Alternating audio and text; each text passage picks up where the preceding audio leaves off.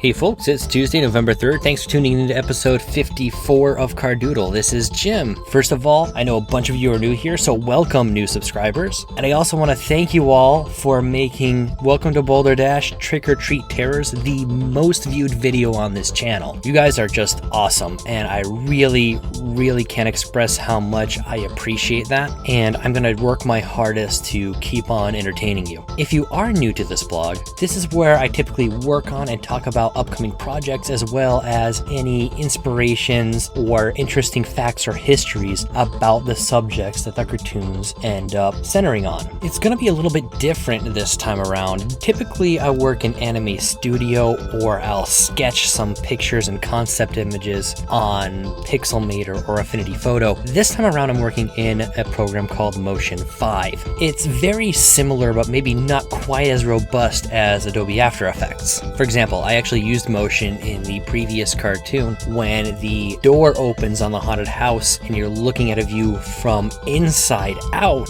I actually put a mask over the door because characters in the cartoon itself have their own layer masks, and while Anime Studio's masking tools are pretty good, they're far from perfect, and so I wasn't able to mask them inside of the door in Anime Studio itself. So what I had to do is render that footage twice, one with the kids in it and one without, and the mask that I put in there was actually put on top of all of it in Motion.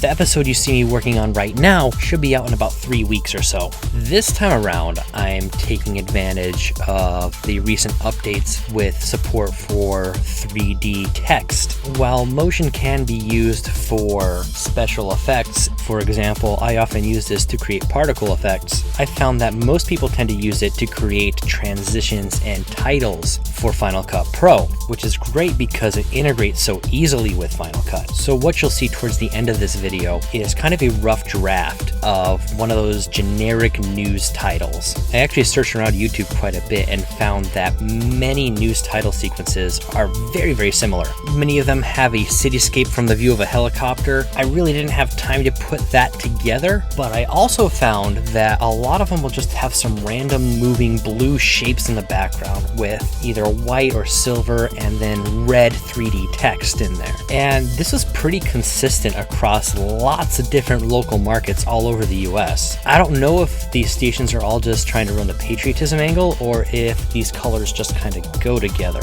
I did end up making a few tweaks to this title card after the recording was finished, and if you watch closely towards the very end, I embarrassingly add way too many frames to this animation and ended up making like a 40-second title card. So that was one of the fixes I made. And then I added kind of a little bit of a tilt to the logo to make it look a little bit more action-y. So this cartoon is going to have at least 2 characters in it, possibly 3. I'm kind of not sure if I want to cut one of them out. But anyway, one of them is going to be the anchor, the other will be a weather correspondent, and the last one will more than likely be the traffic reporter. That's the one I may end up cutting out. Anyway, I'm kind of at a loss for what I should name these characters. So I'm kind of turning it over to you right now. What do you think funny names would be for these characters? If you have an idea, it would be awesome if you leave your suggestion in the comments section. If I end up using that idea, you'll be credited at the end of the next cartoon. I've actually had a lot of fun writing this episode because for a very brief period of time, I actually worked in broadcasting as an intern. I spent a few months working for a company that owned both radio and TV stations, and another one that just owned radio stations. And I got to learn a lot about what happens behind the scenes in those environments. Not just how the news is made, but